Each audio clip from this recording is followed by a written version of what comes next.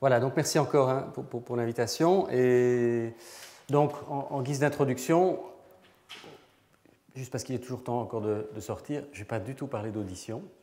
Je vais beaucoup parler de cortex cérébral. Alors, le cortex cérébral, donc, et son développement sont le sujet principal de la recherche dans notre laboratoire. Et je dirais qu'il y a deux raisons principales pour lesquelles on pense que le développement du cortex, c'est très intéressant. Le premier, c'est la complexité du cortex.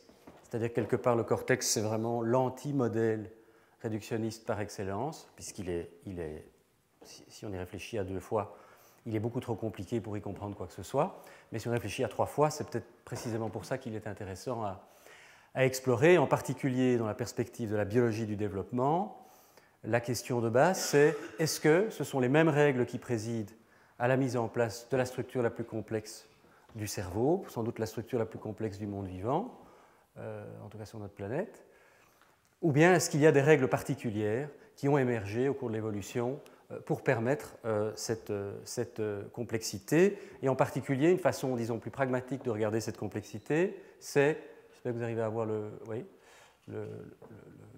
spot, c'est la diversité neuronale, puisque chaque aire corticale et puis chaque couche corticale, chacune, peuvent être considérées comme des populations de cellules nerveuses qui ont une identité propre, avec des inputs et des outputs qui leur sont spécifiques.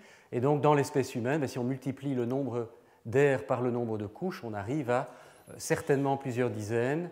Et si on tient en compte aussi le fait qu'il y a à la fois des neurones excitateurs et inhibiteurs, peut-être plusieurs centaines de neurones différents qui peuplent le cortex cérébral et qui permettent son bon fonctionnement, et en particulier la complexité de ses propriétés, grâce aux propriétés odologiques de ces neurones.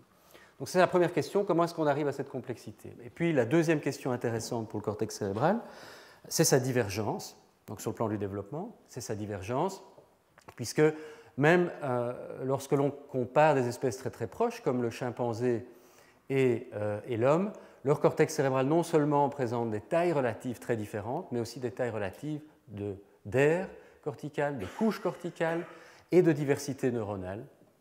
Et en l'occurrence, en allant de plus en plus vers la complexité quand on passe de l'ancêtre commun du chimpanzé et de l'homme vers l'homme plutôt que vers le chimpanzé. Donc comment est-ce que cette complexité-là aussi est apparue au cours de l'évolution?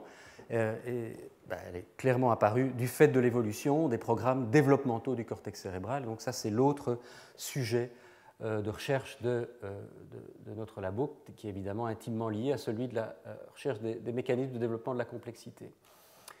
Alors, comment est-ce qu'on étudie tout ça? Parce que c'est bien joli de dire que tout ça est passionnant, mais encore faut-il pouvoir l'étudier expérimentalement. Alors, le modèle de choix pour étudier le développement cortical, comme vous le savez certainement tous, c'est la souris, parce que la souris est le modèle génétiquement modifiable, accessible à l'embryologie, et qui en même temps, contrairement à la plupart des autres modèles, a un cortex cérébral, parce que le cortex cérébral est spécifique des mammifères.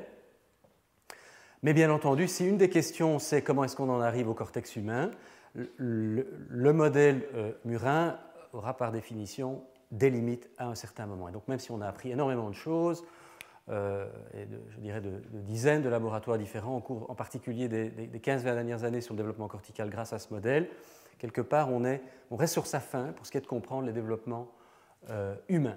On peut aussi évidemment étudier the real things, donc le cortex humain lui-même. Et là je dirais qu'il y a deux approches actuellement. Il y en a une qui est l'embryologie un petit peu expérimentale, mais surtout descriptive, par exemple l'étude transcriptomique du cortex fœtal humain, quelque chose qui a été réalisé par de nombreux laboratoires au cours de ces dernières années, y compris par nous. Mais bien sûr, là aussi, on reste sur sa fin, puisque c'est une étude avant tout descriptive. L'autre approche un petit peu plus fonctionnelle, c'est l'approche génétique. Elle consiste à étudier quels sont les gènes qui sont mutés et associés à des phénotypes qui correspondent à des altérations du développement cortical, mais là aussi on peut rester sur sa fin, en tout cas en tant que biologiste du développement, puisque les mécanismes qui vont du gène jusqu'au phénotype, cela nécessite des modèles expérimentaux, et ces modèles expérimentaux sont extrêmement difficiles à réaliser pour des raisons essentiellement éthiques et logistiques, sur du tissu fœtal humain, qui peut être utilisé pour certaines études, mais évidemment de façon très très peu fréquente. Et c'est la raison pour laquelle on s'est intéressé depuis bientôt 10 ans à une alternative que sont les cellules souches pluripotentes pour essayer d'étudier le développement cortical. Et c'est vrai que quand on a commencé ce projet, je dirais que rien en fait n'était connu quant à la possibilité de réaliser ce genre d'études. Alors, je ne sais pas trop quel est votre background, mais ça vaut la peine peut-être de rappeler très brièvement ce que sont les cellules souches pluripotentes. Les cellules souches pluripotentes sont des cellules caractérisées par la capacité de générer n'importe quel type cellulaire de l'embryon et d'autre part un autorenouvellement à peu près infini. Bien sûr, il n'est pas infini, on ne peut pas dire qu'elles sont immortelles, mais pour vous donner un exemple, nous travaillons avec des lignées de cellules embryonnaires souches, murines ou humaines, dont certaines ont été générées il y a 15 ans, celles de souris il y a 20, parfois 25 ans, et si elles sont cultivées convenablement, elles conservent ces propriétés. Donc en tant que lignées, elles ne sont peut-être pas immortelles, mais elles sont quand même de très très très longue vie. Mais d'autre part, ça c'est peut-être la chose sur laquelle je voudrais insister, c'est que les cellules embryonnaires souches les cellules souches pluripotentes peuvent dériver de deux façons.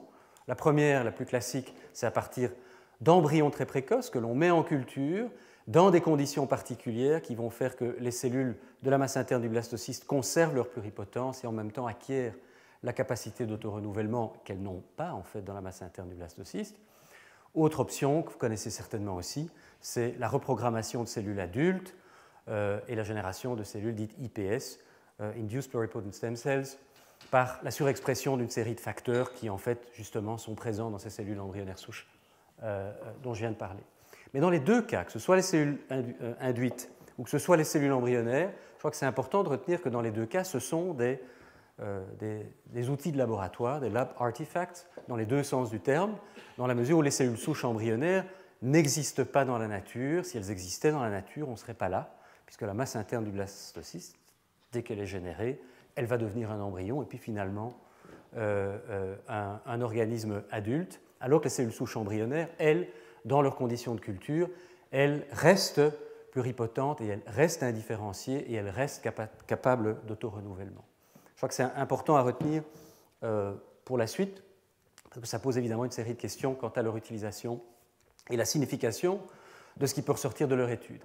Bon, cela dit, cette double capacité en fait évidemment un outil très très prometteur et je dirais que voilà, les promesses commencent tout doucement à être rendues, mais je crois que ça mettra encore quelques dizaines d'années avant qu'on puisse vraiment faire le bilan de l'intérêt en particulier clinique des cellules embryonnaires souches ou des cellules induites pluripotentes, mais on peut évidemment imaginer de les utiliser alors, soit pour modéliser des aspects du développement humain, c'est surtout cela dont je vais vous parler, pour modéliser des aspects plus translationnels, que ce soit modélisation de maladies ou de traitements, j'en parlerai brièvement également, et puis aussi, et pour le cerveau, je dirais que c'est peut-être à beaucoup plus long terme, dans le cadre de thérapie cellulaire de remplacement.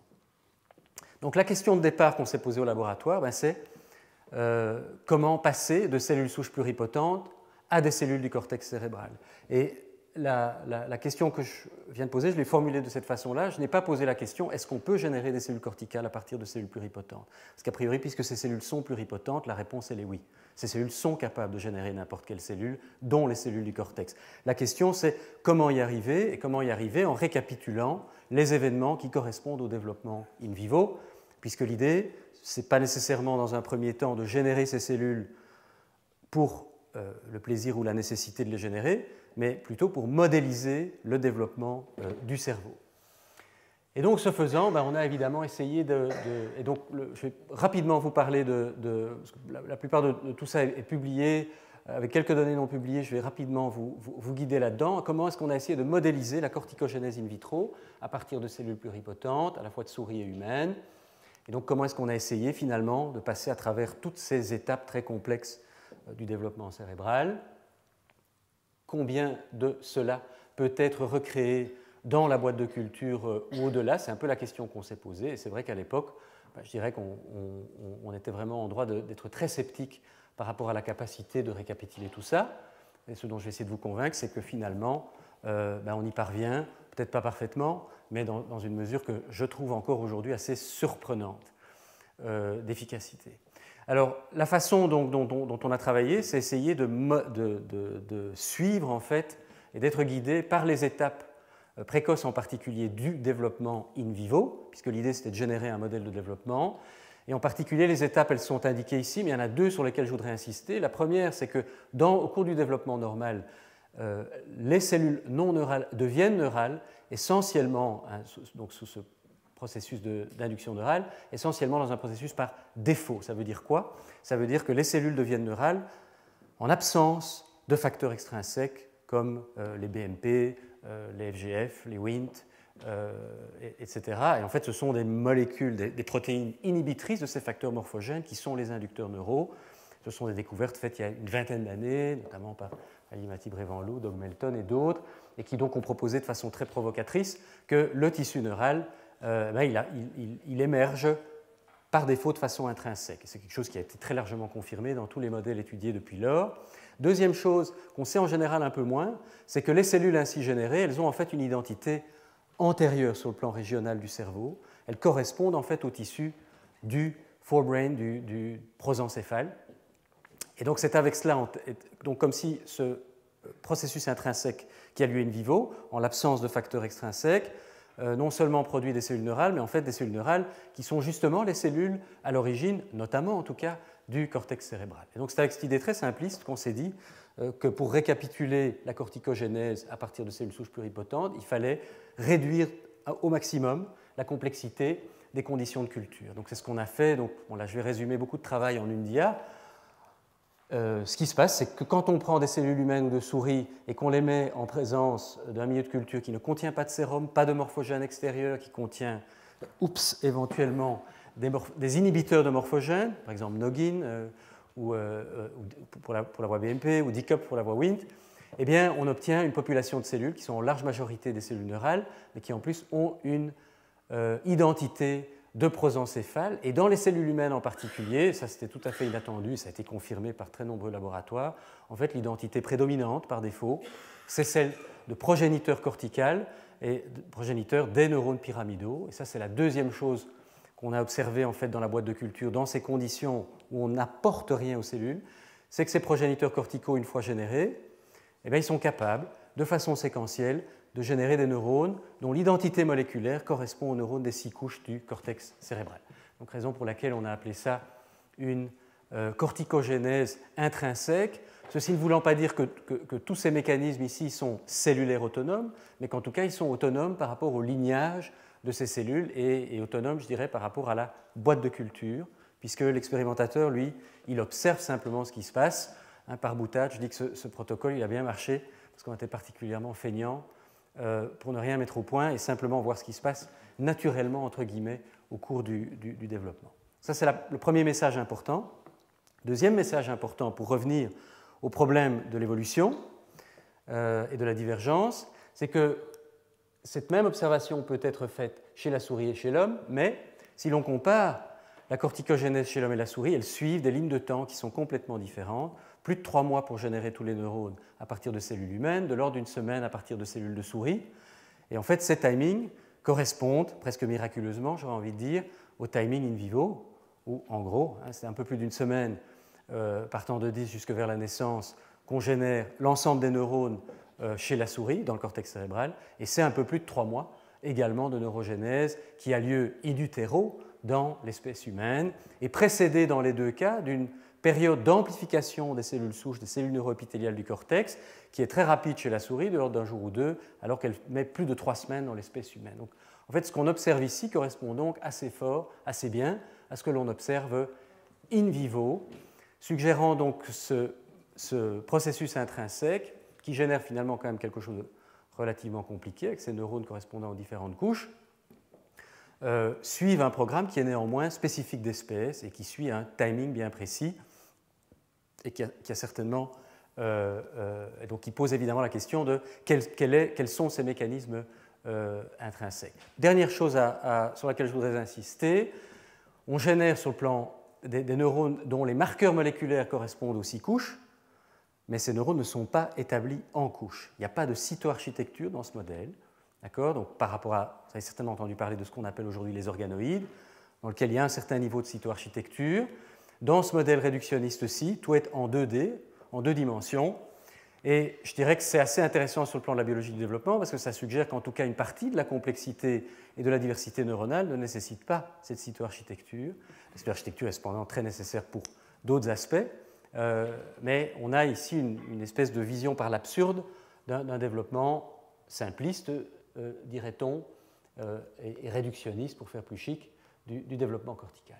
Alors ici, quelques données pour vous illustrer un peu ce que je viens de vous expliquer.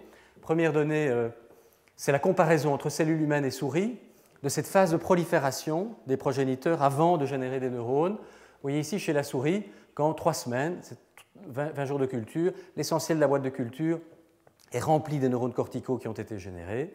Si vous observez l'expérience en parallèle, réalisée en même temps, avec les mêmes conditions de culture, mais cette fois-ci à partir de cellules souches humaines, vous voyez qu'après 3 semaines, voilà les 5 neurones qui ont été générés au même moment, parce que la neurogénèse ne commencera véritablement que par la suite.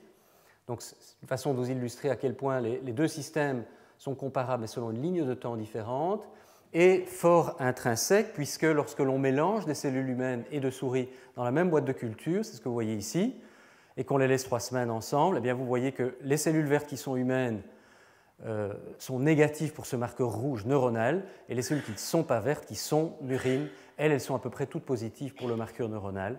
Donc les cellules vertes humaines continuent à s'amplifier, alors que les cellules murines sont toutes différenciées. Donc cette horloge spécifique d'espèce est maintenue à ce niveau. Autre façon de l'illustrer, la génération des neurones, vous voyez les marqueurs moléculaires correspondant aux 6 couches du cortex. Donc ils sont générés séquentiellement, exactement comme in vivo. Vous voyez ici la génération de neurones exprimant des marqueurs, des neurones pionniers de la couche 6, de la couche 5, des couches 2, 3. La chose intéressante à noter, c'est non seulement donc, cette génération est séquentielle et que, comme vous voyez, elle met ici, dans ce cas-ci, 70 jours, 70 jours, comme on dit chez moi. En fait, il faudrait aller jusque 3 mois pour avoir le profil complet. Si on le compare avec la souris, les couleurs sont différentes, mais la ligne de temps ici, vous le voyez, surtout est complètement différente. On arrive en fait au résultat équivalent en à peu près 12 jours. Donc, même système, mais selon une ligne de temps complètement différente. Et dernier aspect, pour illustrer cette ligne de temps spécifique d'espèce, vous voyez ici que ces neurones, une fois générés, peuvent maturer, établir des synapses les uns avec les autres, on va y venir dans un instant. Mais vous voyez ici qu'à l'échelle globale d'expression génique de ces neurones, si c'est des données de microarrays, si on compare le développement in vitro, jour 0, ce sont des cellules souches, 24, 44, 72 jours, et qu'on compare avec des données microarrays de cortex humain, fœtal, à 9 semaines et à 19 semaines de gestation, vous voyez qu'après plus de 70 jours, on est en fait à mi-chemin entre 9 et 19 semaines de gestation. C'est-à-dire qu'on est très très loin en fait du développement final, mais on est en fait assez proche de la ligne de temps qui se déroule in vivo. Donc c'est un développement extrêmement lent, mais qui rappelle en fait de façon étonnante celui qui a lieu in vivo. Et ça, c'est juste pour vous dire que les cellules ne sont pas apparemment bloquées à un stade donné, elles sont en fait capables, in fine, de générer des courants synaptiques, des potentiels d'action répétitifs, etc. Simplement, il faut attendre des temps considérables pour parvenir à ce niveau de maturation. Et des données de beaucoup d'autres laboratoires qui ont confirmé ceci indique aussi que si on regarde des neurones d'une autre identité que des neurones pyramidaux, qui sont les plus lents en fait de notre espèce, et qu'on regarde par exemple des neurones sensoriels périphériques, là, leur maturation est beaucoup plus rapide. Donc c'est vraiment une caractéristique de ces neurones corticaux humains. Alors pour vous illustrer l'importance de cette ligne de temps, etc., très rapidement, parce que c'est un tout petit peu hors sujet, je crois, mais juste vous illustrer à quoi ces modèles peuvent être utilisés pour mieux comprendre l'évolution et puis les maladies, en l'occurrence précoces du développement humain. On s'est intéressé à une maladie qu'on appelle la microcéphalie primaire, donc où les enfants atteints déjà avant la naissance ont une taille de tête et de cerveau, et en particulier de cortex cérébral, beaucoup trop petite. Et la raison pour laquelle on s'est intéressé à cette forme en particulier, où ce gène qui s'appelle ASPM est muté, peu importe les détails ici, je ne vais pas parler de ça dans les détails, le message important ici, c'est que lorsque les mêmes mutations sont réalisées chez la souris, vous voyez qu'on observe une microcéphalie, mais qui est beaucoup plus légère que celle que l'on observe chez l'homme. Et de fait, les différents groupes qui ont étudié, y compris le nôtre dans le détail, ces souris, ont énormément de difficultés à observer le moindre phénotype, par exemple, de différenciation, d'apoptose, de troubles de prolifération ou que sais-je. Et les mécanismes donc, de cette microcéphalie restent pour cette raison très mal connus. Et donc pour cette raison, on s'est dit, au fond, peut-être qu'il y a des aspects spécifiques d'espèces qui correspondent à cette microcéphalie. Et donc on a implémenté les modèles de corticogénèse dont je viens de vous parler, mais partant cette fois-ci de cellules pluripotentes induites humaines qui ont été dérivées à partir de fibroblastes, qui ont été prélevés à partir de biopsies de peau de patients présentant ces mutations et qui, à ce moment-là, donc, n'ont plus cette protéine ASPEM, qui est en fait une protéine centrosomale. De nouveau, je ne vais pas rentrer dans les détails ici, juste vous illustrer une donnée qui est qu'au cours du développement normal, comme je vous l'ai dit tout à l'heure, pendant presque 3 semaines, très peu de neurones sont générés. Voilà les premiers neurones à être générés après 15 jours dans ce modèle, dans des cellules donc contrôle. Et voici la situation dans différentes lignées générées de différents patients présentant cette mutation. Donc en fait, un des phénotypes frappants que l'on observe dans ce modèle, c'est qu'il y a une différenciation précoce qui n'est pas observée chez la souris, ou en tout cas très difficilement, et qui n'a pas ce niveau, disons, quantitatif ici, et qui, bien sûr, nous indique 2 choses, je dirais. La première, c'est que donc il y a des phénotypes spécifiques d'espèces. Alors peut-être que le phénotype chez la souris est tellement subtil qu'on ne le voit pas, et que c'est le même.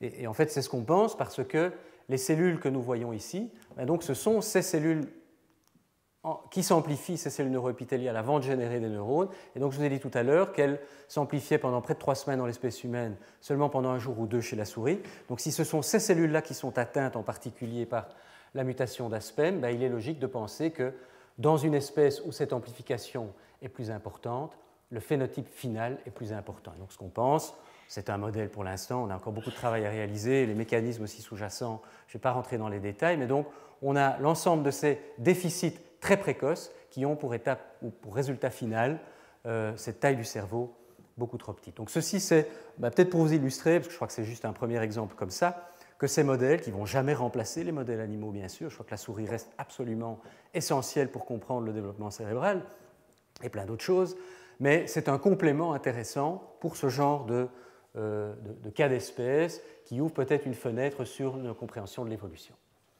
Alors, on va passer au plus vif du sujet, si je puis dire, et passer de la boîte de culture au cerveau.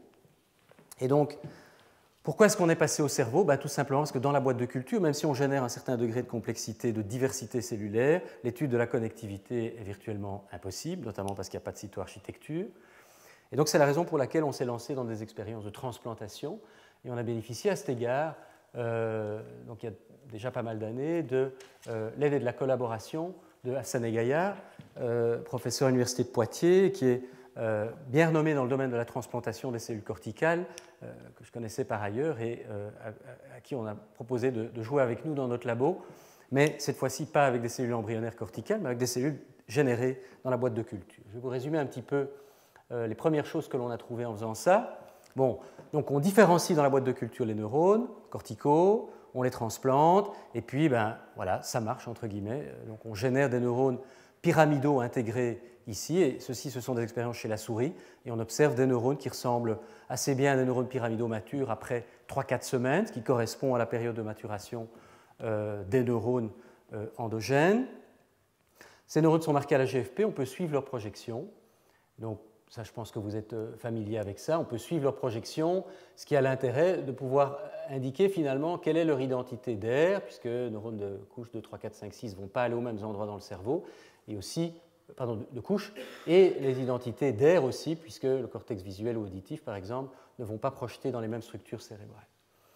Alors, ce faisant, qu'est-ce qu'on a constaté? D'une part, que ces neurones suivent les trajets des neurones endogènes, corpus callosum, capsule externe, etc. Et, in fine, innervent les cibles qui correspondent aux cibles du cortex endogène. Mais quelle est la spécificité de ces observations? Ok, on voit des axones un peu partout, mais qu'est-ce que ça veut dire?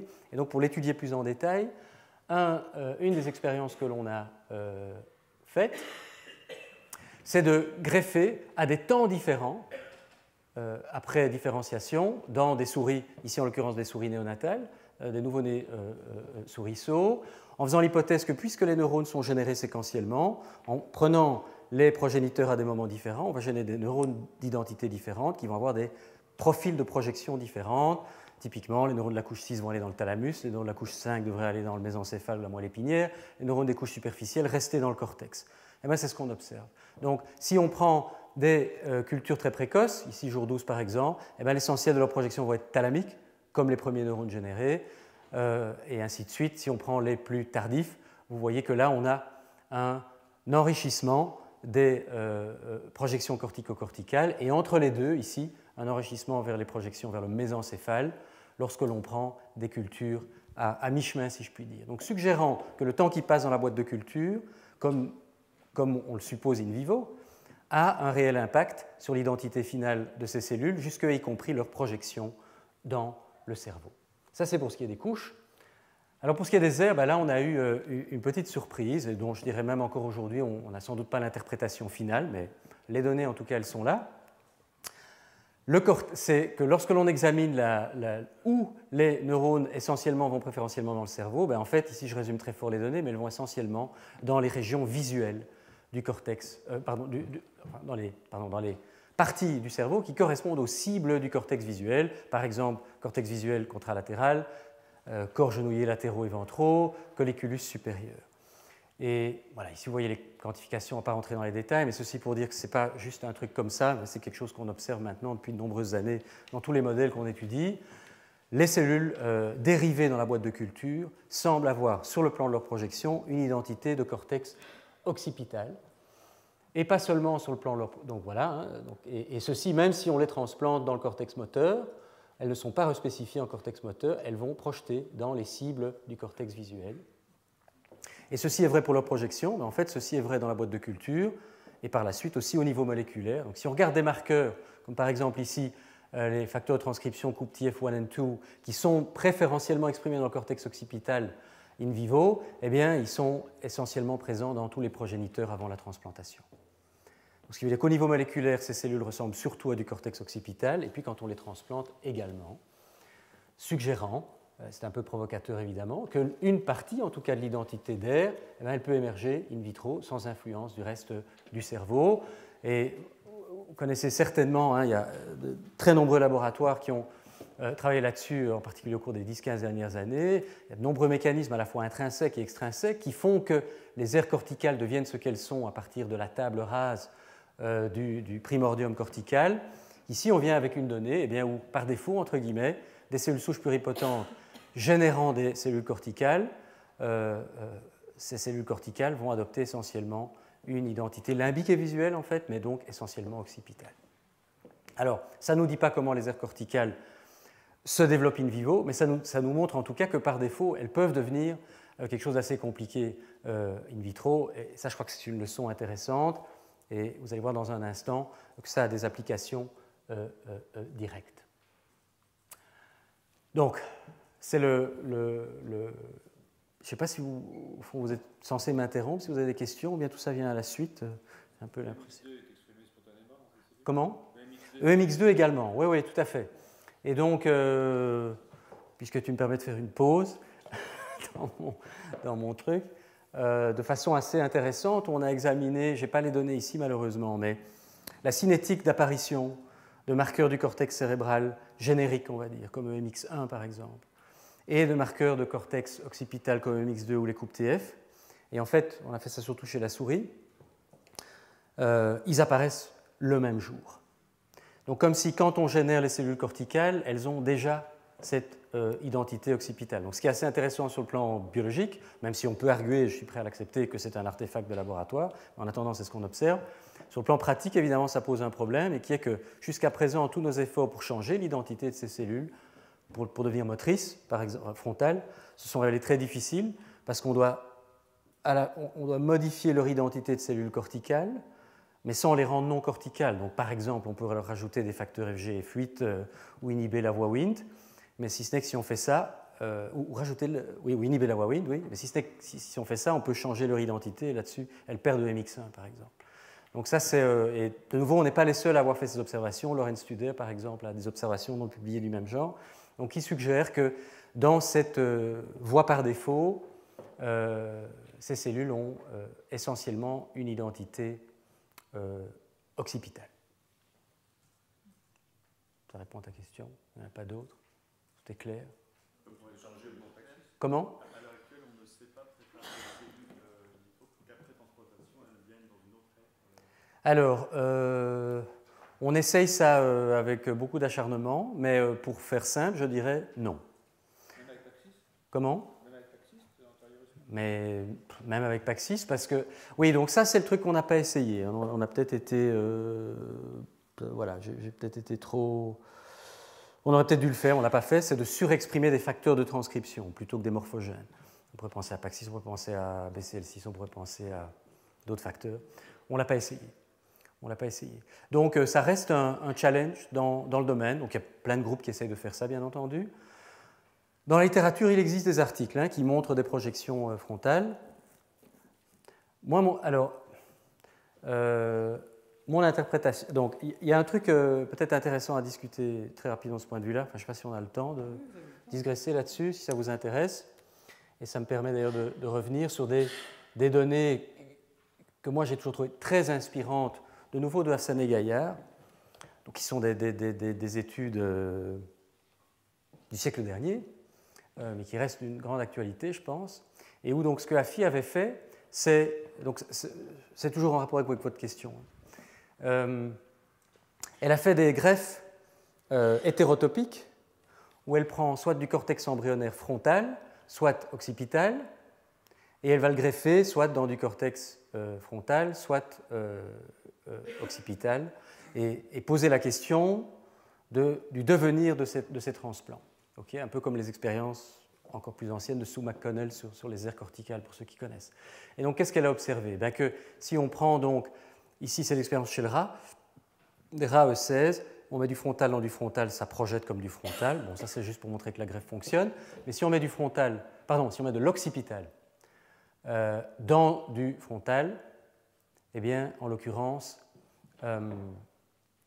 ça va projeter comme de l'occipital. Comment? Par contre, si on prend des cellules plus précoces, voilà, on y est, merci Alain. Si on prend des E12, là, quand on met du frontal dans le frontal, ça reste frontal. Si on met l'occipital dans le frontal, ça devient frontal. Okay? Donc il y a une fenêtre temporelle où les cellules progénitrices peuvent être respécifiées en fonction de où elles ont été greffées. Et donc il y a un ou deux papiers qui montrent, en partant de cellules embryonnaires souches et générer des cellules neurales dont l'identité n'est pas terriblement bien caractérisée, je dois l'avouer, et puis transplantées, sont capables de générer, après greffe dans le cortex frontal, des projections frontales. Mais mon interprétation est qu'elles n'ont pas été générées in vitro pour être frontales. Ce sont des cellules relativement mal spécifiées et qui donc sont devenues frontales parce que c'est là qu'on les y a greffées. Okay? Et je crois que ça a une importance qui n'est pas purement, disons, académique et de biologie du développement. Je crois que c'est un truc très important pour essayer de faire un jour marcher, si on y arrive, la réparation cérébrale dans le cortex cérébral, et c'est de cela que je vais vous parler maintenant. Je ne vais pas d'ailleurs vous parler beaucoup de réparation cérébrale, mais plutôt, disons, des premières étapes pour y arriver. Je pense que le point d'interrogation ici est important à garder en tête. Donc, sur la base de toutes ces données, on s'est dit, bon, qu'est-ce qui se passerait maintenant si on prend des cellules, des souris adultes, ou jeunes adultes, 6 à 8 semaines, on fait une lésion, ici en l'occurrence en utilisant l'acide iboténique. Quelques jours après, on vient avec les cellules corticales de souris générées dans la boîte de culture dont je vous ai parlé, et puis on attend ici en l'occurrence 3 mois, et on peut poser la question de l'intégration de ces cellules, etc., puisque jusqu'à présent, tout ce que je vous ai montré, c'est des transplantations dans des souris nouveau-nées. J'espère que j'avais été clair là-dessus. Et donc, à quoi tout ça va ressembler? Bon, premier aspect important, le transplant survit. Vous voyez ici une reconstruction du transplant, vous voyez ici à quoi il ressemble en vrai. Il envoie en fait moins de projections que les transplants néonataux, mais il envoie quand même pas mal de projections, c'est toutes les petites barres noires que vous voyez ici à travers l'ensemble du cerveau. Tous les neurones se sont différenciés dans le transplant. Vous voyez ici des vraies images, si je puis dire. Donc, vous voyez qu'il y a de très nombreux axones et de très nombreuses branches, ici en l'occurrence dans le striatum, dans le thalamus, dans le mésencéphale, dans le tronc. Vous voyez aussi des petits points qui ressemblent à des branches et des différenciations présynaptiques. Et de fait, si on fait la microscopie électronique, de nouveau en identifiant les cellules avec un anticorps anti-GFP spécifique des cellules transplantées, on voit qu'il y a à la fois des synapses morphologiques, en tout cas, du transplant vers l'hôte, de l'hôte vers le transplant. Et la plupart de ces fibres, de façon assez étonnante de mon point de vue, sont aussi myélinisées par l'hôte, qui remyélinise en quelque sorte ces jeunes axones après la pousse et après la transplantation et la pousse. Alors, de nouveau, quand on voit ce genre de données, ok, on voit des axones qui poussent dans le cerveau, qu'est-ce que ça veut dire exactement? Je crois que la question de la spécificité, c'est vraiment une question essentielle dans ce genre d'expérience. Et là, pour adresser cette question, ce qu'on a fait, c'est des expériences de traçage axonal pour poser la question finalement de quand les neurones vont dans le thalamus ou dans le mésencéphale, est-ce que ça veut dire quelque chose sur leur identité?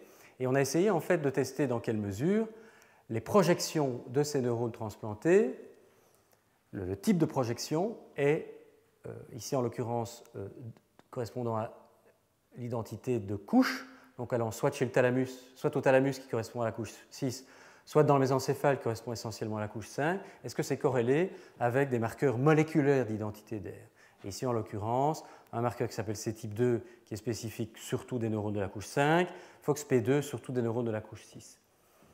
Donc ça, c'est ce qui vous est illustré en regardant les barres blanches. Vous voyez que si on injecte dans le mésencéphale, on a essentiellement des neurones marqués de façon rétrograde qui expriment C-type 2. Si on injecte dans le thalamus, c'est l'effet inverse. On observe essentiellement des neurones exprimant FOXP2, le marqueur de la couche 6.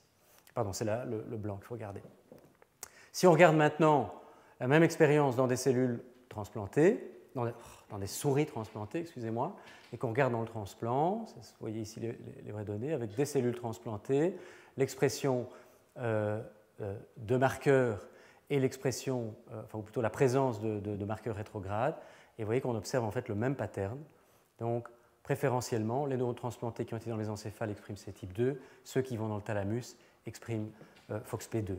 Donc, suggérant que là où ont été les axones est indicatif en fait de l'identité moléculaire de ces neurones et que donc les neurones qui ont été à un endroit ou à l'autre dans le cerveau adulte, y ont été potentiellement selon un programme développemental physiologique entre guillemets, même si bien entendu c'est une situation complètement différente puisque je vous le rappelle, on injecte dans des souris adultes même si elles ont subi une lésion.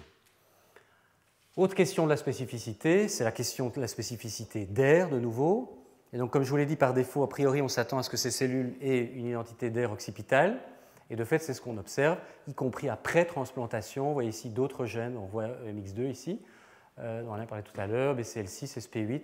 En gros, le profil des cellules transplantées ressemble bien davantage à celui de cortex occipital qu'à celui de cortex frontal. Est-ce que c'est corrélé pour ce qui est des projections? Ben oui.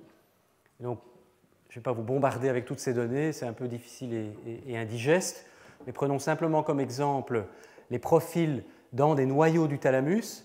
Eh bien, on constate qu'on observe des fibres dans ces trois structures qui correspondent à du cortex limbique ou visuel, les corps genouillés et le latéral dorsal, aucune fibre ou très très peu dans le thalamus somatosensoriel ou auditif ou moteur. Donc les projections, de nouveau, ressemblent à du cortex visuel. Mais dans ce cas-ci, on a transplanté dans du cortex visuel qui a été lésé. Donc vous pourriez me dire, OK, ici tu observes des projections visuelles, mais finalement c'est peut-être simplement parce qu'on les a transplantés dans du cortex visuel. Donc pour adresser cette question de spécificité, et ça c'est juste une expérience de plus qui vous démontre donc, qu'on observe des neurones rétrogradés tracés à partir du thalamus visuel dans le transplant, mais pas à partir du thalamus moteur. C'est un profil de projection qui est étonnamment spécifique. Voilà, ça c'est la même chose. Vous revoyez ici le même type d'expérience où on voit donc que le résultat où le gros des projections correspond à des projections du cortex visuel. Mais donc, puisqu'elles ont été greffées dans le cortex visuel, est-ce que c'est l'identité de l'hôte qui est la cause de ces observations? Et donc, pour répondre à cette question, ce qu'on a fait, c'est des lésions et puis des greffes dans du cortex moteur. Et en fait, les données sont bien différentes. Si je vous montre juste un exemple, vous voyez en fait qu'on n'observe pas de projection dans les cibles du cortex moteur, on en observe très très peu en fait ailleurs également. En fait, essentiellement, pour résumer ces données rapidement, on n'observe virtuellement pas de projection sous-corticale lorsqu'on transplante des cellules dérivées à partir de cellules embryonnaires souches par défaut dans le cortex moteur lésé, alors que l'on observe quand même pas mal de projections sous-corticales qui correspondent essentiellement à une identité visuelle lorsqu'on le fait dans du cortex visuel qui a été lésé. Qu'est-ce que ça suggère? Ça suggère fortement de nouveau que c'est ce qui s'est passé dans la boîte de culture qui compte et qui leur donne aux cellules transplantées la compétence de réétablir certaines projections ou non. Alors bien sûr, on pourrait dire que tout ça est de plus en plus artificiel. On prend du cortex lésé adulte qui n'a jamais vu de neurones embryonnaires, et ces neurones embryonnaires, en plus, on les a générés dans la boîte de culture, donc c'est vrai que ça commence à faire beaucoup de si. Donc ce qu'on a fait aussi, en collaboration à nouveau avec Hassan et Gaillard, c'est des expériences, certaines d'ailleurs elles les avaient déjà publiées, puis on en a fait d'autres avec nous, où on a greffé des cellules de cortex embryonnaire, et donc vous voyez ici les données d'AFI où elle a greffé du cortex embryonnaire moteur dans du cortex moteur lésé chez l'adulte, et où en fait on observe des projections motrices, donc c'est en fait l'expérience miroir de celle-ci, et conversely, voilà, de façon complémentaire et à l'inverse, si on les transplante dans le cortex occipital, on n'a pas de projection sous-corticale ou très très peu, quand on amène le moteur dans le visuel. Donc ça suggère en fait que chaque fois que c'est hétérotopique, pour le retenir facilement, il n'y a pas de projection sous-corticale. Quand c'est homotopique, sur le plan de la lésion et du site de transplantation, on a une pousse qui est spécifique de la zone qui a été lésée et qui est aussi par définition spécifique de l'identité d'air des cellules qu'on a transplantées puisque c'est homotopique. Et donc suggérant, la conclusion n'est pas là, elle est ici en fait, mais que pour observer un rétablissement des projections, il faut un match, il faut une correspondance relativement importante, relativement précise entre l'identité des cellules qui ont été transplantées et celles qui ont été endommagées. Et donc pour revenir à la question du cortex moteur, ça montre donc évidemment, ces données indiquent, je crois avec force, que si on veut un jour pouvoir rétablir des projections de cortex moteur après par exemple un accident vasculaire cérébral ou que sais-je, je ne sais pas si ça marchera un jour, mais on peut en tout cas y penser, il faut d'abord pouvoir respécifier ces cellules, puisque ça semble être la seule façon de le faire. Si on prend des cellules qui ont été spécifiées dans autre chose, on ne va pas avoir de respécification miraculeuse dans les cellules adultes, et ça va un petit peu à l'encontre de pas mal de littérature des transplantations qui sont sorties, je dirais, au début de ce siècle, et qui suggéraient que toute une série de cellules souches, même non neurales, étaient capables de recréer des projections correspondant au site qui a été lésé dans le cerveau. Je pense que beaucoup de ces données, sans doute, n'étaient peut-être pas tout à fait correctes, voire artefactuelles du fait de fusion cellulaire. Et par exemple, nos collègues qui sont beaucoup plus avancés, qui travaillent sur la maladie de Parkinson et les neurones dopaminergiques, clairement vont dans cette voie-ci, où ils essayent dans la boîte de culture d'abord de spécifier au maximum, avec un degré de pureté maximum, un degré de fidélité maximum, les cellules générées avant la transplantation, pour espérer que ces transplantations fonctionnent. Puisque dans les transplantations de maladie de Parkinson, comme vous vous en souviendrez peut-être, des expériences avec de la substance noire embryonnaire fœtale, y compris cliniques, des essais et des thérapeutiques cliniques ont été réalisés, en particulier par Anders Björklund, Lund, etc., dans les années 80, fin des années 80, années 80, 1990. En partie, ça a marché, en grande partie, ça n'a pas marché, et de nouveau, le consensus aujourd'hui, c'est pour cette même raison que les cellules qui étaient transplantées n'avaient pas la bonne identité. Donc cette question de l'identité, bien sûr, si on pense au cortex auditif, c'est la même chose, je crois qu'elle est absolument clé pour arriver à espérer un certain degré de rétablissement des connexions. Alors bien sûr, rétablissement des connexions, qui est le terme... Oui, vous avez une question ? Oui, parce que vous évoquez beaucoup les projections vers la structure supportale. Oui. Pour l'identité. Oui. Est-ce que vous observez aussi des projections cortico-corticales ? Oui, bien sûr. Oui, oui, on observe des projections cortico-corticales. Je résume très très fort les données ici parce qu'elles ont été publiées là, il y a un peu plus d'un an. Vous pouvez aller voir où là on a tout regardé. Donc typiquement, par exemple, en contralatéral, l'essentiel des projections vont vers le cortex occipital et pas plurirostralement. Comment? Ce qui veut dire qu'on a une identité correspondant à toutes les couches. Oui, de nouveau, absolument. Oui. Oui. Oui, oui, c'est une bonne question. Donc de nouveau, parce que j'ai toujours peur d'être trop long, je vais un peu trop vite, mais les expériences que je vous ai montrées, quand je les montre aux étudiants de master, une fois que tout est fait, je leur dis, mais en fait tout ça n'a aucun sens, parce que si on greffe les progéniteurs précoces et qui sont capables de continuer à proliférer dans le transplant, ils vont aussi générer les neurones tardifs. D'accord? Donc en fait, cette expérience n'a aucun sens. Pourtant, c'est quand même le résultat qu'on obtient et qui correspond superficiellement à l'idée qu'on s'en fait. Alors, l'interprétation qu'on en a, qui je crois est correcte, c'est qu'en fait, quand on prend des cellules précoces, les neurones des couches profondes, qui sont greffés à ce moment-là, ils survivent très très peu.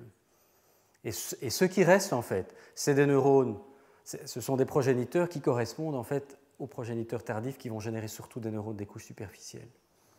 Et conversement, si on prend, par contre, en fait, c'est la même chose que les vieilles expériences de Sue McConnell de prendre du cortex fœtal, enfin néonatal précoce de furet, correspondant aux couches profondes ou correspondant aux couches superficielles, et puis les transplanter, et où on observe soit que les neurones s'implantent dans les couches superficielles ou dans les couches profondes.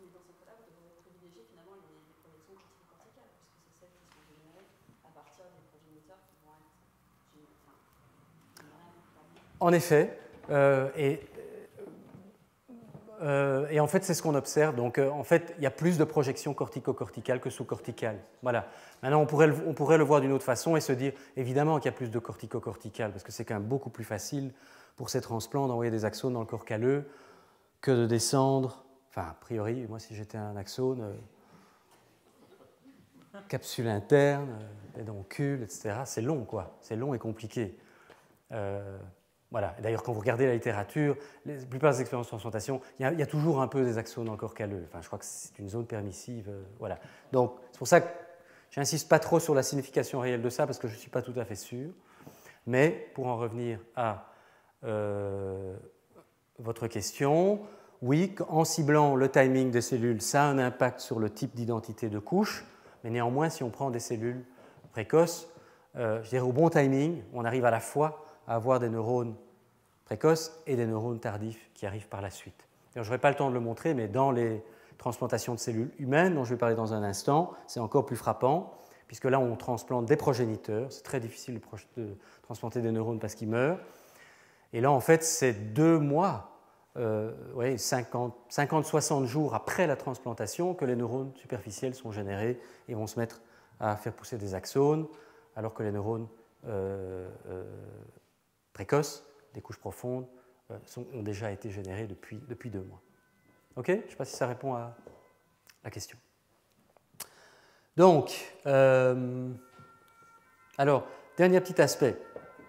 Ah oui, c'est ça, j'avais commencé ma phrase sur le réétablissement. Donc, le réétablissement, je dis réétablissement plutôt que réparation, parce que réparation, ça voudrait quand même dire que ces souris ont un déficit et puis que ce déficit est corrigé. On n'est absolument pas là dans le modèle dont je vous parle.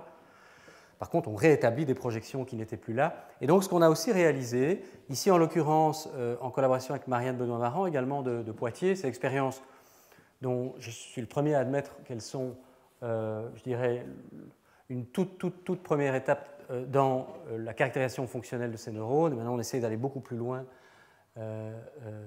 là-dedans. Mais donc, ce qu'on a réalisé, c'est des enregistrements dans le transplant après stimulation visuelle, donc par enregistrement extracellulaire, et puis identification des cellules par injection de neurobiotine. Et donc, ce qu'on observe, c'est qu'après stimulation visuelle, les cellules transplantées répondent à cette stimulation visuelle de la même façon que les cellules transplantées, de la même façon, voulant juste dire que leur fréquence de potentiel d'action augmente. Et à ce stade, c'est tout ce qu'on peut en dire. Donc, évidemment, ceci est une belle première étape pour se dire que ces cellules reçoivent effectivement des projections correspondant au système visuel. La question d'ailleurs est, est-ce qu'elles sont thalamiques ou cortico-corticales? J'aurais tendance à croire qu'elles sont plutôt cortico-corticales, mais bon, parce qu'il y en a beaucoup plus que des thalamo-corticales, mais qui sait. Bien sûr, la vraie question vraiment excitante maintenant, c'est au-delà du potentiel d'action et au-delà de allumer ou atteindre la lumière, il y a à quoi ces cellules sont-elles sensibles? Est-ce qu'elles ont des préférences d'orientation, par exemple? Est-ce qu'elles ont des préférences contralatérales, ipsilatérales? Est-ce que, aussi sur le plan comportemental, elles peuvent finalement guider visuellement la souris? Donc ça, il y a un très joli papier qui est sorti récemment du groupe de Mark Hübner et de Magdalena Goetz, qui est sorti dans Nature il y a un mois ou deux, où elle a fait des expériences assez semblables, mais sauf que le modèle de lésion est très différent. C'est un modèle beaucoup plus subtil où elle tue quelques neurones, où il tue quelques neurones, et puis elle transplante du cortex embryonnaire, donc ce n'est pas encore avec des cellules dérivées de cellules souches.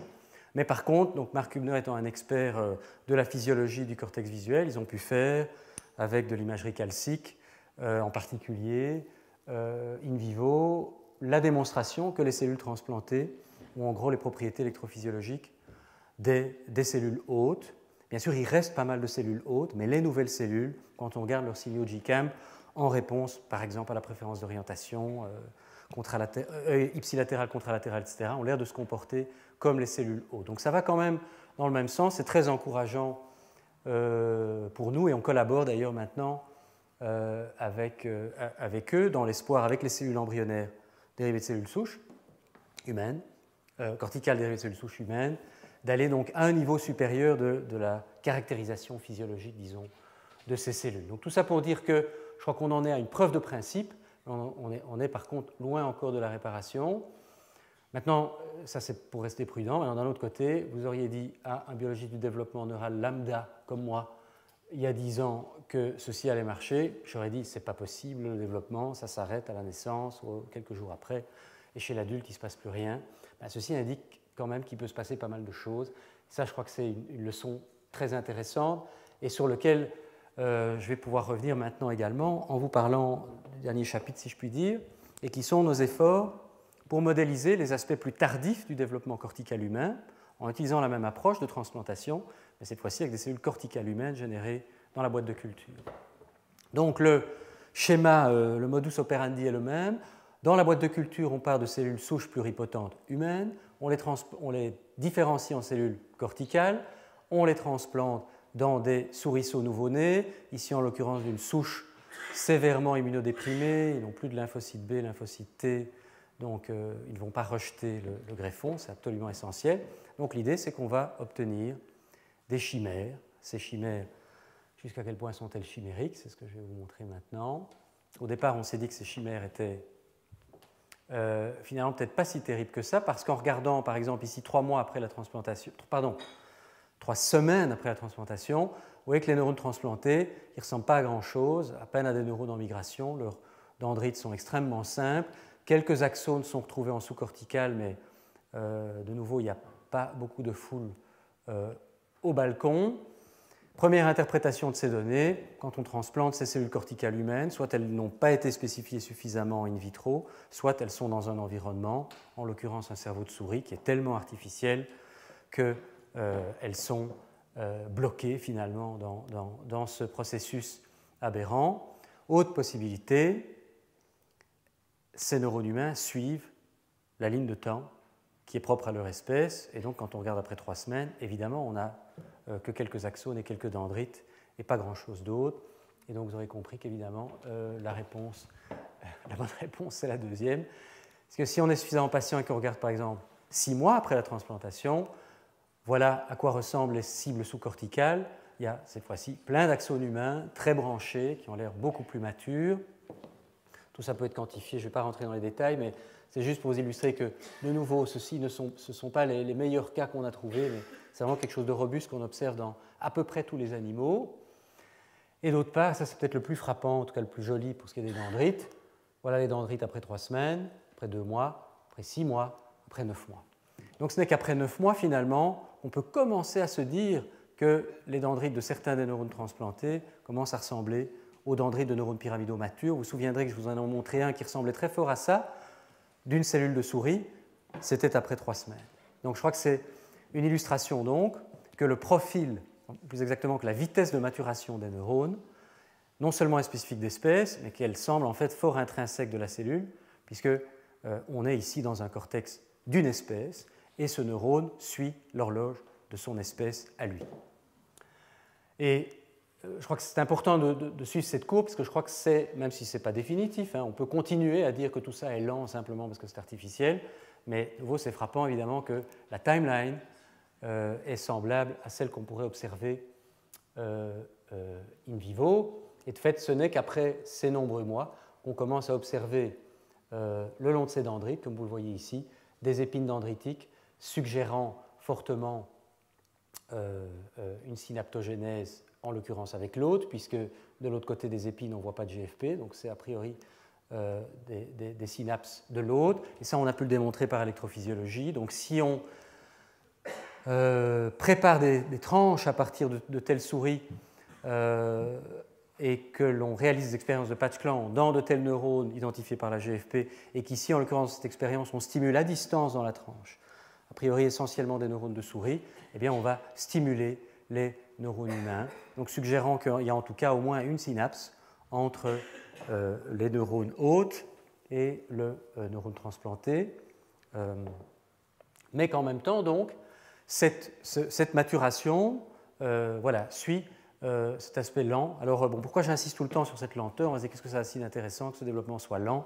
Finalement, ça veut dire que le moindre étudiant au postdoc qui rejoint mon laboratoire en a pour 15 ans pour réaliser 3 expériences. Bon entendeur. Non, c'est pas vrai. Mais... Enfin, si, c'est vrai. Mais... Non, c'est vrai, c'est un vrai problème, et c'est un vrai problème aussi translationnel pour utiliser ces cellules en clinique, etc. Comment est-ce qu'on va faire? Bon.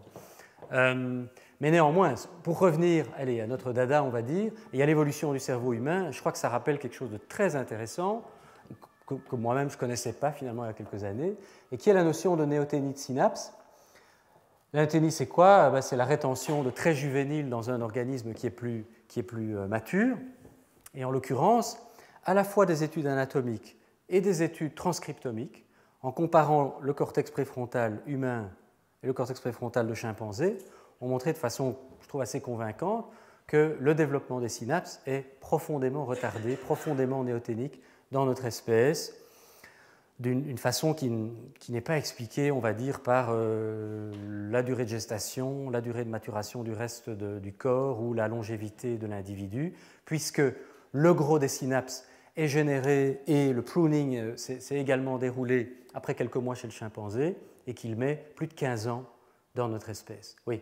Je me demandais, est-ce que vous avez déjà fait ou pensez faire Ouais. un système de lésion aussi pour Oui. voir si modifier l'environnement Oui. va accélérer finalement ce processus-là ou pas? Oui, c'est une bonne question. Donc ceci, c'est néonatal. Dans un instant, je vais vous parler de ce qu'on a obtenu après lésion dans l'adulte, et ça ne va pas répondre tout à fait à la question, mais un petit peu quand même. Voilà, donc, et bien sûr, cette néothénie de synapse, ça, ce n'est pas moi qui l'invente, ça reste une spéculation, mais beaucoup de biologistes l'ont proposé. Ça pourrait être une spécificité humaine, puisque ça permet au cortex du petit humain d'être davantage sensible à l'environnement extérieur, voire à la culture, même si de nos jours, je ne sais pas trop ce que ça veut dire la culture, dans l'environnement extérieur, soit. Par rapport à d'autres espèces. Voilà. Bon, bien sûr, ça c'est spéculatif, mais je crois quand même que c'est ça qui rend assez excitant d'essayer d'étudier ça, puisque ce que ces données suggèrent, c'est que si ceci reflète le programme néothénique spécifique de l'espèce humaine, eh bien, il est là-dedans. Il est dans ces neurones. Il y a quelque chose qui se passe dans ces neurones et qui fait qu'il développe ces synapses en 9 mois plutôt qu'en quelques jours. Et pour étudier ça, je vous montre quelques données là, plus récentes que j'ai rassemblé vite fait. On a essayé d'une part d'augmenter l'efficacité de la transplantation. Vous voyez ici des exemples, on a modifié les méthodes, enfin peu importe, mais on commence à obtenir, bon, ça reste difficile, mais on commence à obtenir dans les bons cas du cortex cérébral de souris qui, comme vous le voyez, est vraiment littéralement truffé de neurones humains bien identifiables les uns par rapport aux autres. Et vous en voyez un ici qu'on a patché et dont on a en même temps pu reconstruire la morphologie. Et vous voyez que les épines de ce neurone-là moi j'ai très envie quand même de considérer, certes qu'elles ont l'air immatures, mais qu'elles ressemblent beaucoup du fait de leur taille aux épines que l'on dit humaines, puisque la taille justement des épines de neurones pyramidaux humains semble disproportionnée, disons, par rapport à celle d'autres espèces. Bon, bien sûr, ce n'est qu'un cas ici, mais en tout cas, ça montre, je dirais, qu'avec cette démarche, où on peut aussi, bien sûr, pas seulement rendre ces cellules vertes, mais on peut les infecter avec, enfin les transfecter, enfin les infecter et les transduire avec des outils optogénétiques, avec des outils de physiologie calcique, etc.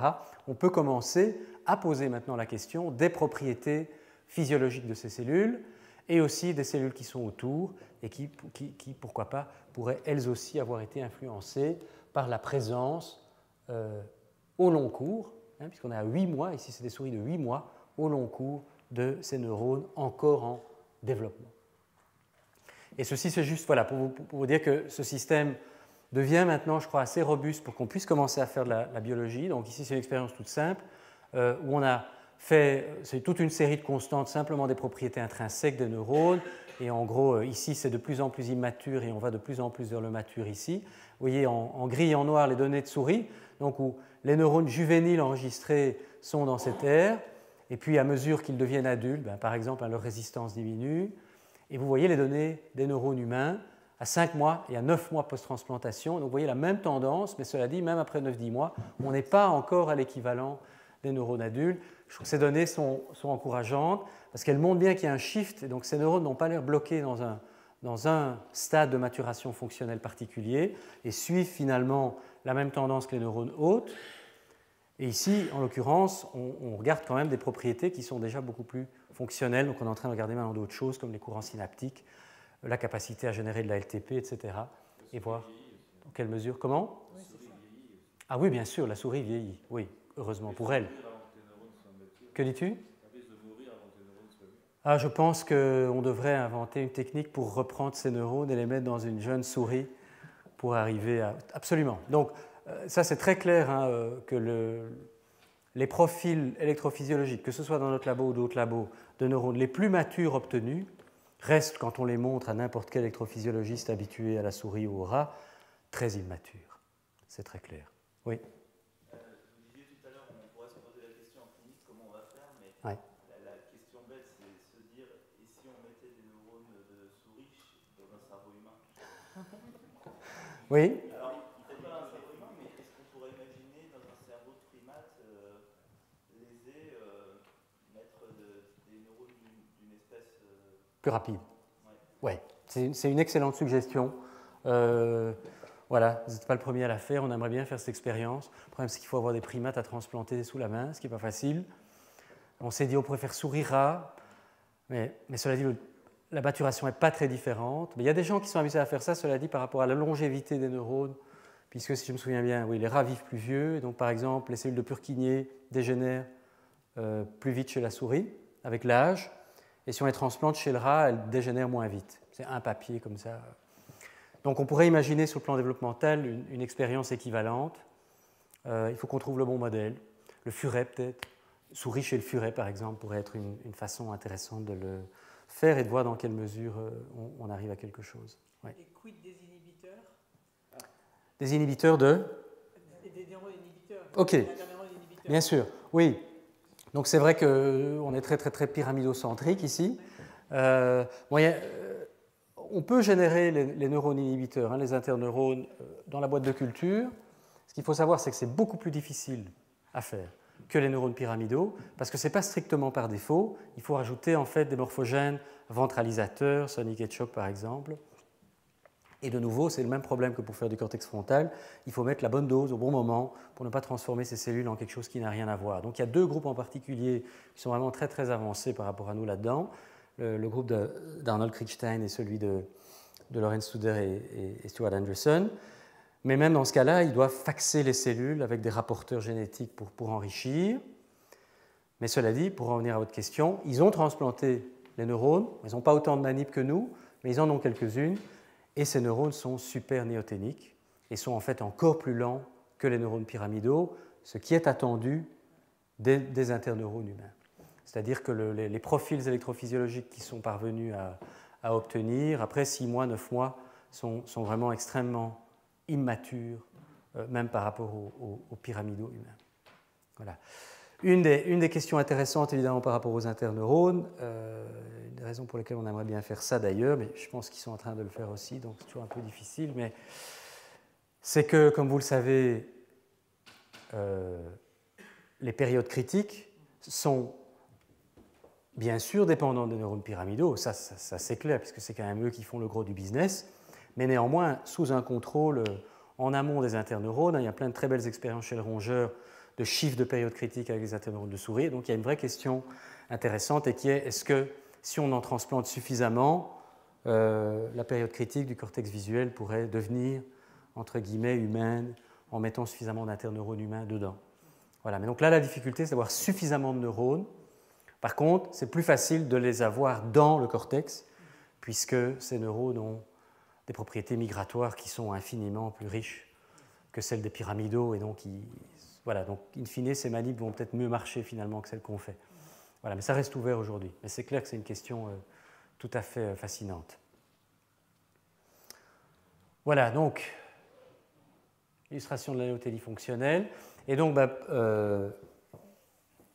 qu'est-ce qu'il en est maintenant dans un autre paradigme? Le paradigme dont on a parlé tout à l'heure, celui des cellules, je sais pas pourquoi je dis chaque fois cellules, d'animaux adultes ou juvéniles, que l'on lèse et dans lequel on va transplanter des cellules, cette fois-ci corticales humaines, et puis attendre et poser les mêmes questions que ce que je vous ai dit tout à l'heure, et où donc de nouveau il y a une lésion, et en gros, on observe la même chose, c'est-à-dire que voilà les transplants, ici en l'occurrence après une lésion d'aspiration, où les neurones humains ont en gros peuplé le trou qu'on avait fait dans le cortex occipital.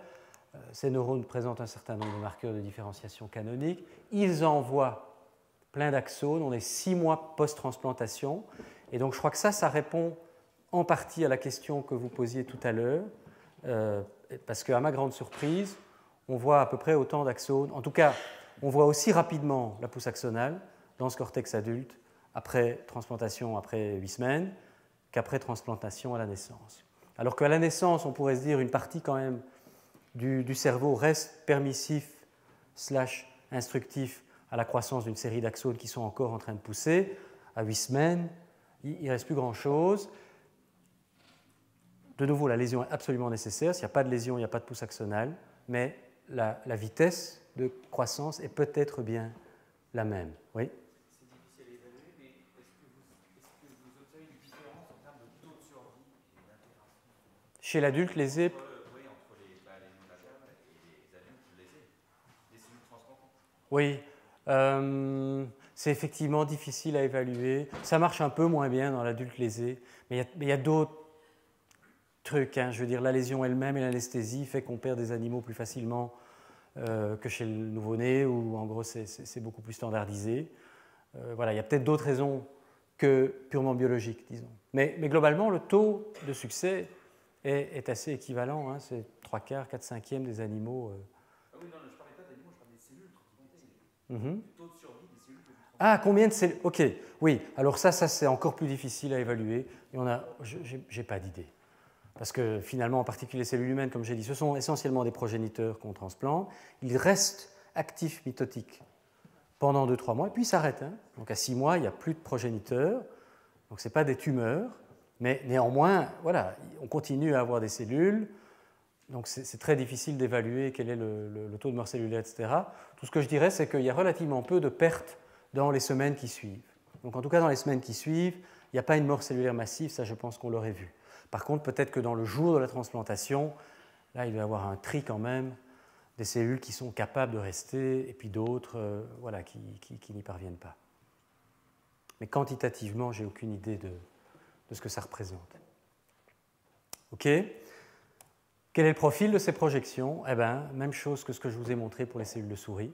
L'essentiel de ces cellules transplantées, qui ont par ailleurs de nouveau une identité moléculaire visuelle, dans les transplants visuels, montrent des projections d'ordre visuel. Dans les transplants lésions motrices, très peu de projections sous-corticales. C'est take-home message que pour les cellules de souris, de nouveau. Et peut-être qu'on va y arriver plus facilement avec les cellules humaines, parce qu'on a plus de fenêtres de temps.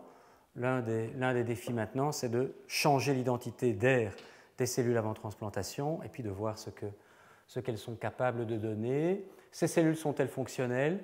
Ici, on a réalisé des expériences de patch clamp ex vivo, comme ce que je vous ai montré pour les transplantations néonatales, et on observe, avec un taux de succès qui est équivalent, de nouveau, des indications que la stimulation de la tranche induit une stimulation des cellules humaines, donc il y a un certain degré de connectivité, de nouveau, de nombreux mois après la transplantation, ici 10 mois après la transplantation. Le degré de maturité de ces neurones n'est pas différent de ceux qui ont été transplantés chez le nouveau-né.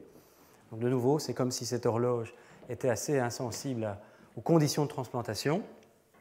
Bien sûr, est-ce que cette connectivité peut avoir un impact fonctionnel, de réparation, etc. Ça, je pense qu'il faut rester agnostique à ce stade et continuer les expériences, et l'avenir nous dira ce qu'il en est. Mais ce qui est sûr, c'est qu'en tout cas, il y a des synapses. Ça, on peut donc continuer à travailler dans ce sens, parce que s'il n'y en avait pas, évidemment, à ce moment-là, il n'y aurait pas de substrat pour la réparation. Je vais conclure par 2-3 diapositives d'un travail qu'on vient de terminer, là, qui va bientôt être publié, et qui vous illustre finalement que ces modèles peuvent peut-être même, et j'avoue que j'étais très sceptique quand on a démarré ce projet, qui est une collaboration avec le laboratoire de Bart de Stroper au VIB à Leuven, donc qui m'a invité à Leuven en fait, pour qu'on fasse toutes ces expériences ensemble. Donc c'est un laboratoire qui est expert dans la maladie d'Alzheimer. Alors bon, la maladie d'Alzheimer, vous la connaissez autant ou mieux que moi, mais donc elle apparaît évidemment relativement tardivement, dans les 4e, 5e, 6e, 7e décades. Elle touche quand même avant tout les neurones pyramidaux, caractérisés par les plaques amyloïdes, par la dégénérescence des fibrilles, par de l'astrogliose et par une profonde perte des synapses et des neurones. C'est quand même la première pathological feature d'un cerveau d'autopsie d'Alzheimer, c'est qu'il manque des neurones. Or, dans les modèles de souris communément utilisés, qui sont typiquement essayent de mimer les formes génétiques d'Alzheimer, où on surexprime l'APP, où on mute la préséniline, on n'observe pas de dégénérescence neurofibrillaire, en tout cas de ces fameux tangles. Je ne connais pas quelle est la traduction française d'ailleurs. Personne apparemment. Bon. Et on observe très peu de pertes neuronales. Et ça reste un paradoxe depuis longtemps. C'est quelque chose que je connaissais vaguement, mais c'est Bart de Stroper qui a attiré notre attention là-dessus. Et puis deuxième chose, alors pour cette raison, bien sûr, quand les technologies IPS ont commencé à sortir depuis 4-5 ans, une série de groupes ont commencé à essayer de modéliser in vitro en partant de cas sporadiques ou génétiques de patients Alzheimer, etc. Je dirais qu'il n'y a pas grand-chose de très clair qui en est sorti. Et en particulier parce que de toute façon, dans la boîte de culture, d'une part, il n'y a pas d'astrogliose, il n'y a pas de plaque, et il y a une limitation évidemment du long terme. Et si on se dit qu'il faut peut-être plusieurs années pour arriver à mimer quelque chose, c'est très difficile d'imaginer ça dans une boîte de culture. Même si, on peut en discuter plus tard, on peut imaginer des approches, il y a des groupes qui essayent de faire ça pour vieillir artificiellement les neurones et ainsi peut-être pouvoir mimer de telles maladies neurodégénératives. Mais donc la question qu'on s'est posée ici, c'est de nouveau une question très simple de preuve de principe. On est parti non pas de neurones Alzheimer, mais de cellules pluripotentes humaines contrôle, qui a priori n'ont rien de spécial. On a pris 3 lignées différentes. On les a différenciées en cellules corticales, comme je vous l'ai indiqué, et puis on a fait les transplantations, comme je vous l'ai indiqué, si ce n'est qu'on l'a fait dans 2 populations de cellules de souris différentes, soit des souris contrôle, immunodéprimées comme je vous l'ai décrite, soit les mêmes souris immunodéprimées, mais qu'on a croisées avec les mutants APPPS1, 21, qui sont nouveaux dans le domaine, considérés comme les modèles qui développent le plus rapidement des plaques amyloïdes chez la souris. Et on s'est posé la question de ce qui se passe. Je vais aller assez vite, mais pour résumer, d'une part, donc, on observe de nouveau des transplants, des neurones en dehors des transplants. Bien sûr, dans le cas des souris APPPS1, il y a des plaques qui sont formées donc, par les cellules de souris, mais qui, comme vous le voyez, ça c'est important pour la suite, se retrouvent aussi au sein des cellules transplantées dans leur, comment dirais-je, dans leur environnement immédiat. Même chose pour celle de l'astrogliose, qui se développe également dans le transplant autour des cellules neuronales humaines. On est ici donc 4 mois après la transplantation. Si on observe d'autres caractéristiques de la maladie d'Alzheimer, par exemple la présence de formes phosphorylées de tau pathologiques, je ne vais pas rentrer dans les détails, je ne connais pas bien moi-même d'ailleurs, mais qui sont pathognomoniques de la maladie, on les observe dans les neurones humains. Et dernier aspect, même en microscopie électronique, qui a été très utile pour cette analyse, en fait, on observe donc non seulement des plaques, mais des signes de dégénérescence fibrillaire, en particulier de neurites dystrophiques, même si, de façon intéressante, on n'a pas pu observer, alors qu'on a regardé ça avec Jean-Pierre Brion, un de nos voisins de palier, qui est un des experts mondiaux du domaine, de tangle proprement dit. Par contre, ce qu'on a observé, là je vous montre une dia pour commencer, pour vous l'illustrer, ce qu'on a observé, c'est que dans la vicinité des plaques, on perd les neurones humains après 6 mois après transplantation, ce qui n'est pas le cas plus tôt au cours de la transplantation. C'est ce que vous avez marqué ici autrement. Oups, c'est des données renversantes. Donc, voilà les neurones humains dans les cellules, dans les souris contrôle, les neurones humains transplantés à la vicinité des plaques. Vous voyez qu'en fait, dans ce cas-ci en particulier, on a vraiment du mal à retrouver des neurones au-delà de 6 mois post-transplantation. Et voici ici 2 contrôles très importants. D'une part, en dehors du transplant, dans les souris Alzheimer, on continue à observer des neurones. Il y a un certain degré de perte neuronale, mais il est très très subtil. En fait, ça me rappelle les souris microcéphales dont je vous ai parlé tout à l'heure, où il y a un petit phénotype, mais qui est tellement subtil qu'on a du mal à l'étudier. Et ici, on a fait une autre expérience qui a consisté à transplanter des cellules de souris post-ES, donc dans les mêmes conditions que les cellules humaines, et on n'observe pas de perte neuronale non plus. C'est ce qui vous est quantifié ici, et on voit que cette perte est graduelle. Hein, on ne voit rien en fait à 2 mois, et ça s'empire avec l'âge, et le maximum est obtenu après 9 mois post-transplantation, qui n'est pas indiqué ici. Donc ceci suggère finalement un petit peu comme ce que je vous ai montré pour l'aspect mélamicrocéphalie, qu'il y a peut-être des aspects spécifiques d'espèces, en l'occurrence de la sensibilité des neurones humains à la pathologie Alzheimer. Alors qu'est-ce que ça veut dire sur la physiopathologie d'Alzheimer? Sans doute que Bardestroper vous donnerait une grande leçon là-dessus. En ce qui me concerne, je ne sais pas. Mais en tout cas, je crois que ça indique de nouveau l'intérêt de ces approches, en l'occurrence des approches chimériques, pour étudier des aspects même relativement tardifs de la vie des neurones.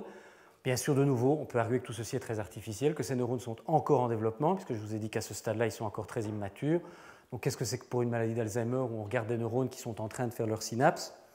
J'accepte toutes ces critiques, mais néanmoins, je crois que c'est un modèle expérimental qui est assez intéressant, en tout cas dans le domaine de l'Alzheimer, pour peut-être essayer de comprendre qu'est-ce qui arrive à ces neurones à mesure qu'ils sont perdus ici, et est-ce que ça rappelle ou non ce qui se passe dans le cerveau des patients. Et là, on a peut-être un modèle expérimental assez novateur, complémentaire à ceux qui existent par ailleurs. Voilà.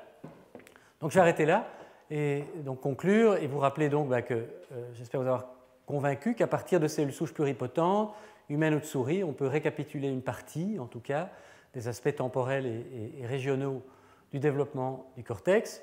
Donc, on peut appliquer ça à la fois pour gagner de la connaissance sur la corticogénèse humaine et peut-être aussi sur ces pathologies spécifiques, et que ça permet de générer des cellules qui sont transplantables et qui, en tout cas chez la souris, sont capables de s'intégrer dans une certaine mesure sur le plan fonctionnel, à la fois au cours du développement, après la lésion, et même peut-être de mimer certains aspects de la vie tardive, on va dire, des neurones humains, en gardant en tête, évidemment, comme le dirait le mieux sans doute mon compatriote René Magritte, que les modèles, ça n'est jamais que des modèles, que ce soit en art ou en sciences. Donc c'est un modèle parmi d'autres, et je crois qu'une des clés, de nouveau, pour savoir où on en sera dans le futur, c'est qu'il y ait de plus en plus de gens qui les utilisent, et en particulier des gens qui n'y connaissent rien aux cellules pluripotentes, et puis on verra ce que l'avenir nous réservera. Je terminerai peut-être en citant quand même le nom de quelques-uns des nombreux collaborateurs dont le rôle a été absolument clé pour générer tout ceci, en particulier Ira Espuni Camacho, Kimo Mikkelsen et Agnash, 3 postdocs dans le laboratoire qui ont généré beaucoup des données que je vous ai montrées, ainsi qu'un certain nombre de membres du labo, et puis aussi nos nombreux collaborateurs étrangers. J'ai déjà cité Afigaya de Poitiers et Bar de Stropper. Et les autres, vous les voyez. Et j'en finis là et j'espère que peut-être vous avez encore 2-3 questions. Merci pour votre attention en tout cas.